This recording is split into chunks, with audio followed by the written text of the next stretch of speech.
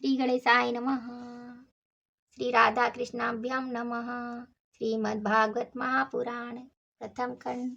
बोलो श्री हरि कृष्ण भगवान की जय। जय श्री राधे।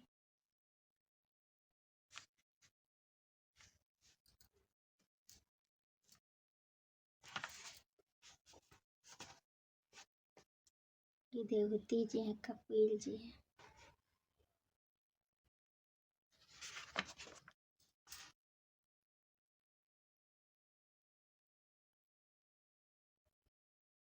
नवधा भक्ति है, इसमें कृष्ण भगवान है, भक्ति माता है, भक्ति देवी है। तो यहाँ से हम शुरू करते हैं। पहले हम सत्संग सुनते हैं ना, शास्त्र का श्रवण करते हैं, सत्संग सुनते हैं, फिर कीर्तन करते हैं भगवान का, फिर भगवान का स्मरण करते हैं हृदय में, फिर भगवान का पूजन करते हैं, पाद सेवन करते हैं, श्रद्धा भक्ति जो चढ़ाते हैं, फिर अर्चन करते हैं, फिर वंदन करते हैं, फिर उसके बाद दास्य रूप में भगवान के चरणों में रहते हैं। फिर यहाँ संख्य रूप में, फिर यहाँ आत्मनिवेदन करते हैं और भगवान को पा लेते हैं। यहाँ श्री कृष्ण भगवान मिल जाते हैं। भक्ति का इतना रूप है कि इतना चक्र जो है पूरा करने पर भक्ति देवी की कृपा से ये सारा चक्र पूरा होता है। पूरा होकर कृष्ण भगवान के चरणों में स्थान मिलता है। बोलो भक्ति माँ रानी की जय। श्री कृष्ण भगवान की जय। जय श्री राधे। श्री गणेशाय नमः। राधा कृष्ण जी सुनिए, सीताराम सुनिए, हनुमान जी सुनिए, शिव जी सुनिए, गणेश भगवान सुनिए, राधा कृष्ण सुनिए। श्री गणेशाय नमः। श्रीमद्भागवत महापुराण में तृतीय स्कंद पढ़ रहे हैं। अथ चतुर्थोऽध्यायः। उद्धव जी से विदा होकर विदुर जी का मैत्रेय ऋषि के पास जाना। उद्धव जी ने कहा, फिर ब्राह्मणों की आज्ञा पाकर यादवों ने भोजन किया और वारुणी मदिरा पी। इससे उनका ज्ञान नष्ट हो गया और वे दुर्वचनों से एक दूसरे के हृदय को चोट पहुंचाने लगे। मदिरा के नशे से उनकी बुद्धि बिगड़ गई और जैसे आपस की रगड़ से बांसों में आग लग जाती है, उसी प्रकार सूर्यास्त होते होते उनमें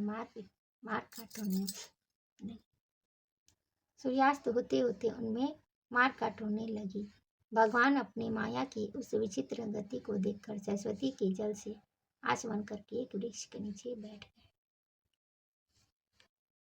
इससे पहले ही शरणागतों का दुख दूर करने वाले भगवान श्री कृष्ण ने अपने कुल का संहार करने की इच्छा होने पर मुझसे कह दिया था कि तुम बद्री का आश्रम चले जाओ।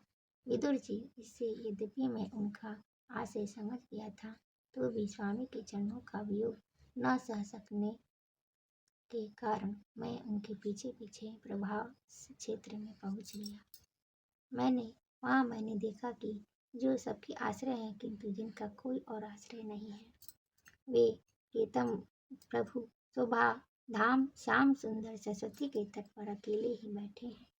दिव्य विशुद्ध सत्यमय अत्यंत सुंदर श्याम शरीर में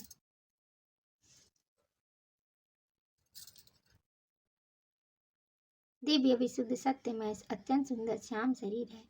शांति से भरी रत्नारी आंखें हैं, उनकी चार भुजाएं और रेशमी पीताम्बर देखकर मैंने उनको दूर ही से पहचान लिया। वे एक पीपल के छोटे से वृक्ष का सहारा लिए बाई जांघ पर दायां चरण कमल रखे बैठे थे। भोजन पान का त्याग कर देने पर भी वे आनंद से प्रफुल्लित हो रहे थे। इसी समय व्यास जी के प्रिय मित्र परम भागवत सिद्ध मैत्रेय जी लोकों में स्वच्छंद विचरते हुए वहां आ पहुंचे। मैत्रेय मुनि भगवान के अनुरागी भक्त हैं। आनंद और भक्ति भाव से उनकी गर्दन झुक रही थी। उनके सामने ही श्रीहरि ने प्रेम एवं मुस्कान युक्त चितवन से मुझे आनंदित करते हुए कहा, श्री भगवान कहने लगे, मैं तुम्हारी आंतरिक अभिलाषा जानता हूँ, इसलिए मैं तुम्हें वह साधन देता हूँ और दूसरों के लिए अत्यंत दुर्लभ है। उद्धव, तुम पूर्व जन्म में वसु थे। विश्व की रचना करने वाले प्रजापतियों और वसुओं के यज्ञ में मुझे पाने की इच्छा से ही तुमने मेरी आराधना की थी। साधु स्वभाव उद्धव, संसार में तुम्हारा यह अंतिम जन्म है, क्योंकि इसमें तुमने मेरा अनुग्रह प्राप्त कर लिया है। अब मैं मर्त्य लोक को छोड़कर अपने धाम में जाना चाहता हूँ। इस समय यहाँ एकांत में तुमने अपनी अनन्य भक्ति के कारण ही मेरा दर्शन पाया है। यह बड़े सौभाग्य की बात है।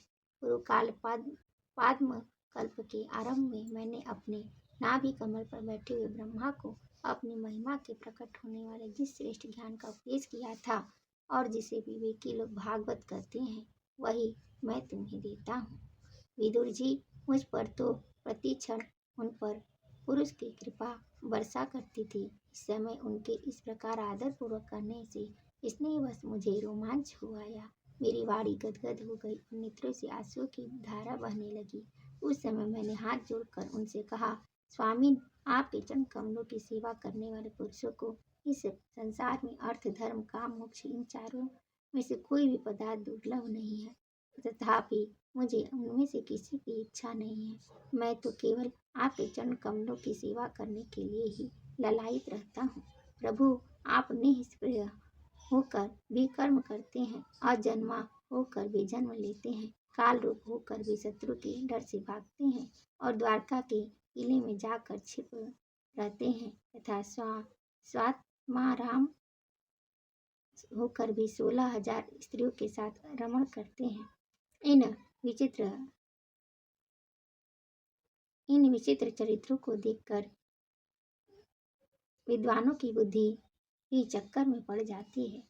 देव, आपका स्वरूप ज्ञान सर्वथा अबाध और अखंड है, फिर भी आप सलाह लेने के लिए मुझे बुलाकर जो भोले मनुष्य की तरह बड़ी सावधानी से मेरी सम्मति पूछा करते थे, प्रभु, आपकी वह लीला मेरे मन को मोहित सा कर देती है। स्वामी, आपने अपने स्वरूप का गूढ़ रहस्य प्रकट करने वाले जो श्रेष्ठ एवं समग्र ज्ञान आपने ब्रह्मा जी को बतलाया था, वह यदि मेरी समझने योग्य हो तो मुझे भी सुनाइए, जिससे मैं तो इस संसार दुख को सुगमता से पार कर जाऊं। जय श्री राधे। जब मैंने इस प्रकार अपने हृदय का भाव निवेदित किया, तब परम पुरुष कमल नयन भगवान श्री कृष्ण ने मुझे अपने स्वरूप की परम स्थिति का उपदेश दिया। इस प्रकार पूज्य पाद गुरु श्री कृष्ण से आत्म तत्व की उपलब्धि का साधन सुनकर तथा उन प्रभु के चरणों की वंदना और परिक्रमा करके मैं यहाँ आया हूँ। इस समय उनके विरह से मेरा चित्त अत्यंत व्याकुल हो रहा है। विदुर जी, पहले तो उनके दर्शन पाकर मुझे आनंद हुआ था, किंतु अब तो मेरे हृदय को उनकी विरह व्यथा अत्यंत पीड़ित कर रही है।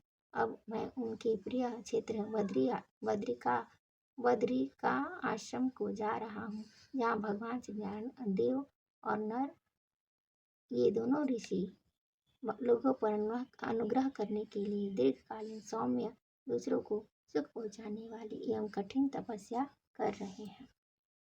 श्री सुखदेव जी कहते हैं, इस प्रकार उद्धव जी के मुख से अपने प्रिय बंधुओं को विनाश का असह्य समाचार सुनकर परम ज्ञानी विदुर जी को जो शोक उत्पन्न हुआ, उसे उन्होंने ज्ञान द्वारा शांत कर दिया। जब भगवान श्री कृष्ण परिकरों में प्रधान महाभागवत उद्धव जी बद्रिका आश्रम की ओर जाने लगे, तब कुरुश्रेष्ठ विदुर जी ने श्रद्धापूर्वक उनसे पूछा। विदुर जी ने कहा, उद्धव जी, योगीश्वर भगवान श्री कृष्ण ने अपने स्वरूप के गुरु रहस्य को प्रकट करने वाला जो परम ज्ञान आपसे कहा था, वह आप हमें भी सुनाइए, क्योंकि भगवान के सेवक तो अपने सेवकों का कार्य सिद्ध करने के लिए ही विचरा करते हैं। उद्धव जी ने कहा, उस तत्व ज्ञान के लिए आपको मुनिवर मैत्रेय जी की सेवा करनी चाहिए। इस मर्त्य लोक को छोड़ते समय मेरे सामने स्वयं भगवान ने ही आपको उपदेश करने के लिए उन्हें आज्ञा दी थी।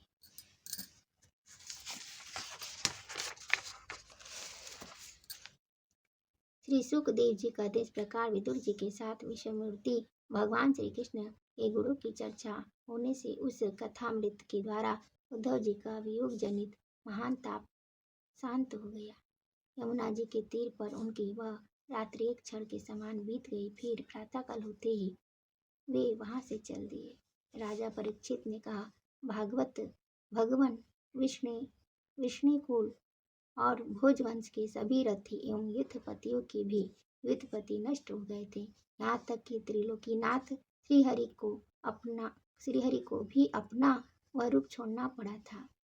श्रीहरि को भी अपना वो रूप छोड़ना पड़ा था। फिर उन सब के मुखिया उद्धव जी ही कैसे बच रहे। श्री सुखदेव जी ने कहा, जिनकी इच्छा कभी व्यर्थ नहीं होती, उन श्रीहरि के ब्राह्मणों के शाप रूप काल के बहाने वाले कुल का संहार कर अपने श्री विग्रह को त्यागते समय विचार किया, अब इस लोक से मेरे चले जाने पर संयमी शिरोमणि उद्धव जी मेरे ज्ञान को ग्रहण करने के सच्चे अधिकारी हैं। उद्धव मुझसे भी अणुमात्र भी कम नहीं है, क्योंकि वे आत्मजयी हैं, विषयों से कभी विचलित नहीं हुए। अतः लोगों को मेरे ज्ञान की शिक्षा देते हुए वे यहीं रहे। वेदों के मूल कारण जगत गुरु श्री कृष्ण के इस प्रकार आज्ञा देने पर उद्धव जी बद्रिकाश्रम में जाकर समाधि योग द्वारा श्रीहरि को आराधना करने लगे। कुरुश्रेष्ठ परीक्षित परमात्मा श्री कृष्ण ने लीला से ही अपना श्री विग्रह प्रकट किया था और लीला से ही उसे अंतर्धान भी कर दिया। उनका वह अंतर्धान होना भी धीर पुरुषों का उत्साह बढ़ाने वाला तथा दूसरे पशुतुल्य अधीर पुरुषों के लिए अत्यंत दुष्कर था। परम भागवत उद्धव जी के मुख से उनके प्रशंसनीय कर्म और इस प्रकार अंतर्धान होने का समाचार पाकर तथा यह जानकर भी भगवान के परम धाम जाते हुए मुझे भी स्मरण किया था। विदुर जी उद्धव जी के चले जाने पर प्रेम से विह्वल होकर रोने लगे। इसके पश्चात सिद्ध शिरोमणि विदुर जी यमुना तट से चलकर कुछ दिनों में गंगा जी के किनारे जा पहुँचे, जहाँ श्री मैत्रेय जी रहते थे। इति श्रीमद्भागवते महापुराणे पारमहंस्यां संहितायां तृतीय स्कंधे विदुरोद्धव संवादे चतुर्थोऽध्यायः। ओम श्री कृष्णार्पणमस्तु। ओम हरये नमः। ओम श्री कृष्ण गोविंद हरे मुरारी, हे नाथ नारायण वासुदेवम। राधे कृष्णा कृष्णा कृष्णा, राधे कृष्णा कृष्णा कृष्णा, राधे राधे राधे राधे राधे राधे राधे राधे। जय श्री राधे, जय श्री राधे। ओम नमः पार्वती पते, हर हर हर महादेव। ओम नमः शिवाय। जय शिव, जय शिव। शिव शिव रटय संकट कटय, जय बाबा वैद्यनाथ। जय श्री राधे, जय श्री कृष्ण। सिया राम मैं सब जग जानी, करहूँ प्रणाम जोरी जुग पानी। भगवान का एक ही रूप है। सीताराम जपिए, राधा कृष्ण जपिए, शिव जी जपिए, सब एक ही रूप है। ओम नमः शिवाय। जय श्री राधे।